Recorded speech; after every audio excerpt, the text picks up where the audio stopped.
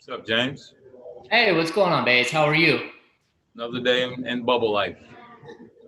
First of all, how is bubble life? Have you hit the boat scene? Have you hit the golf course? What is it you're doing to keep busy and sort of normalize yourself there?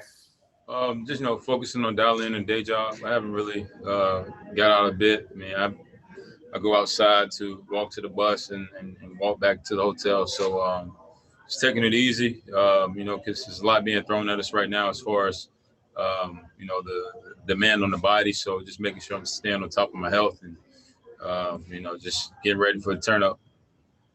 And I guess that's the second question. Like when you look at your team and you've got players missing, you just got a couple of players back. How do you see this thing all piecing together on the fly?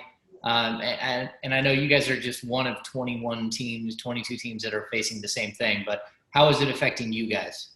Well, yeah, this is crazy times, uncharted territory for a lot of people. So there's a lot of different things going on that teams have to adjust to, and we're no different. Unfortunate situation.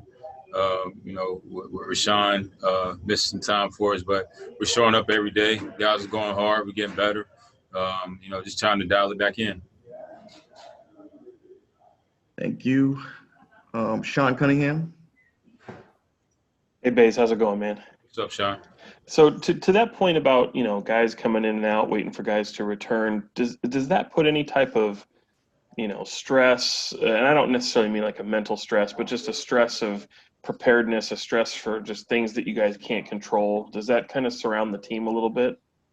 Yeah, I mean, but I think that's kind of been what our lives have been like since March. A lot of things are out of control. So you just show up and control what you can. And, that's the energy, that's the effort, that's the attention to detail. And that's what we've been doing every day. Those are kind of the three things that have been consistent.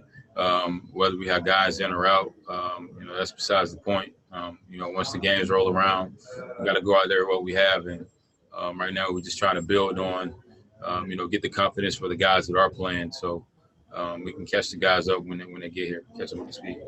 And Luke had mentioned, and some of the guys we talked to had mentioned, they seem to have confidence in at least the amount of time before games started, before things can kind of not only feel normal, but kind of pick up maybe where you guys left off. You guys are still a week away from that first scrimmage. Does that come at a good time? Should it, if you were in control, would it come sooner or later? I think it's a good time. I think 10 days, 2 weeks, however long you want to put it, is plenty of time to kind of get us going. I mean, we don't have a lot of time to get all this done, but I think teams and team positions and the staff, treatment staff, health staff are doing a great job of kind of monitoring the loads. We have these devices that kind of keep track of how we're doing physically, and we're attacking every day. Marshall Harris. Ken, how you doing today? Solid. Can you just take us through just the mentality? I mean, it hasn't been that long since you've been there. How different do things feel there, and what's been the toughest part away from basketball for you while you've been in Orlando so far? This is a team that's very scrappy, and I said earlier in the interview before we came here, there's an environment that kind of fits our identity. So it's been fun. Summertime basketball is a different brand of basketball. It's not, this time of the year is not, the better team. It's the guys are gonna, go the hardest for the longest. It's just about outlasting. So I think when you look at that, having a young squad like we do, gives us an edge in certain areas, and we're trying to, sharpen up and polish the basketball stuff. But I think we're moving in the right direction. And as far as my personal life and, just, the adjustment of not being able to be a husband every day, being a dad, COVID kind of, had me in a position where I could be that every day. And it was a blast. So it was my first time in a very long time that my life stopped when I was able to kind of catch my breath a little bit and really excelled at, the husband, father role, and I miss it dearly. Thanks. I'll go Matt George. Kent, great to talk to you. First off, before I ask an actual basketball question, want to double check and make sure how's your son and your wife doing back home? Everybody's good. I FaceTime them every day. My wife sends me videos from time to time, so everybody's good. I got a little girl coming here in September, so life's great, man. I mean, if you told me I had to sacrifice 2.5, 3 months away from my family for making sure the next 50 years go smooth, and I'll do it. So it's kind of my mentality about it all. But another day in the life. I'm happy to hear that. Now to basketball. When we spoke with you back in Sacramento, you talked about your approach to Summer League and the work that you would put in, the extra work in Vegas. And obviously Summer League not happening right now. So these upcoming scrimmage games, of course, how important are they to your team to get ready for this 8-game sprint, but also how important are they to the younger guys that are not having Summer League to get that opportunity out there on the floor? Well, I guess it's going to be a great measuring stick of kind of sensing the environment, what type of environment we're going to be in. I mean, no one really knows, because even the Summer League, there were fans. So, without the fans and which team is going to bring the most energy every day.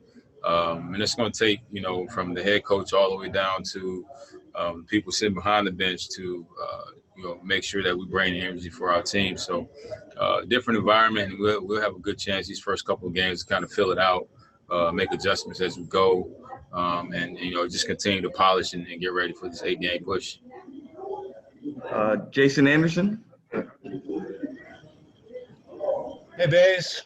I happen to notice you left SAC on your anniversary, if I'm not mistaken, right? So I wanted to wish you a happy anniversary. Hope you sent flowers.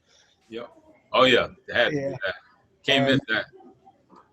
Are you listening to you talk about this? I'm curious about your perspective on the mental health aspect here and how important that's going to be over a period of several weeks. Is it something that already feels like there are things kind of setting in, or is it something you're concerned about moving forward?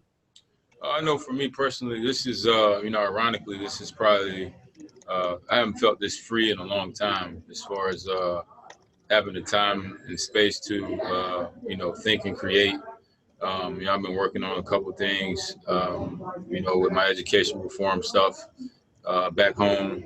And, it's been good. I've been able to, kind of have, 30 minutes to an hour a day just to kind of listen to podcasts or, read books and kind of mold that to something great. So, like I said, it's what you make it. You could, look at all the negatives around, what we have going on here. You can make all these excuses, but, at the end of the day, we're here and, you're here to do a job. So I'm, turning lemons into lemonade. All right, I appreciate that. Anybody really impressing you in the gym right now that just looks really polished and ready to go and maybe taking a strong leadership role? Well, it's my first time really playing with Marvin Bagley. He was injured during the season, and to get him see him out there, how athletic he is. We got a bunch of guys. Bogey's really strong right now. Fox is moving as fast as ever. A lot of guys. I go down the list. Belly's shooting the crap out of it. Corey Joseph is, he's really running the team. It's really been good. He's taking on a leadership role on the floor, getting guys in the right spot, being very vocal. And I think we got a really good thing going here as far as being able to compete every night. So I'm looking forward to it. Just a couple more. Sabrina Merchant. Hey, Ken. I'm curious, with all of these unusual circumstances, everything that's going on off the court, is it still possible to just be excited about this opportunity that you guys have, to make a playoff push? Yeah, at the end of the day, like I said earlier, we're here to do a job. And, the world is in a very chaotic spot right now. And, basketball is always and forever will be a sanctuary to most of us. So when we get the opportunity to go out and play, that's what it's all about. And, a lot of people have alluded to it, but, we're in a position to kind of, try to bring the world back together. And I think if we look at things that way, it's a great opportunity to be on the forefront of real change. Thank you. Tony Harvey. Can you hear me, Ken? Yes, sir. Okay. Just just not to get too far ahead, but I just want to know your thoughts. It's not a perfect situation. That do you and the team and the other players and the coaches talk about? Hey, this is our opportunity to make this work, especially with the regular season is going to be coming up in the future. You guys look at that. I know you playing in the moment. You're playing for the moment. You're trying to make the playoffs for the Sacramento Kings. But do you guys ever talk about what could possibly happen in the future, making this work, making this success, so you can have that opportunity to play for the next regular season start? I mean, yeah, this is a league where you can't, really get too ahead of yourself, especially down here with all the uncertainties, all the moving parts, and that makes your trip down here successful.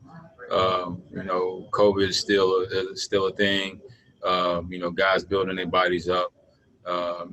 Still a thing. It's just so many things that could go wrong if you start looking too far ahead. So we just take it a day at a time, man. And that's the best you can do. Is just go out and you get your 2-3 hours of practice. You go take care of practice, and then you get back, you recover. I mean, you just try to do things to keep building the momentum. So then when the time comes, you're just ready to capture the moment. And my last question, if you don't mind me asking, with your contract situation, looking forward, I know you probably will want to come back to the Kings because you're probably playing your best basketball in years right now. Is that heavily on your mind, or are you just trying to stay focused on the moment right now? Yeah, I'm a day at a time guy. I don't really look forward too often. I just take it a day at a time and make sure I win the day, and everything else will take care of itself.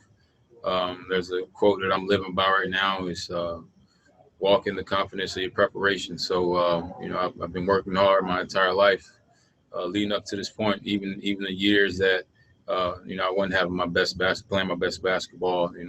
I got better in an aspect.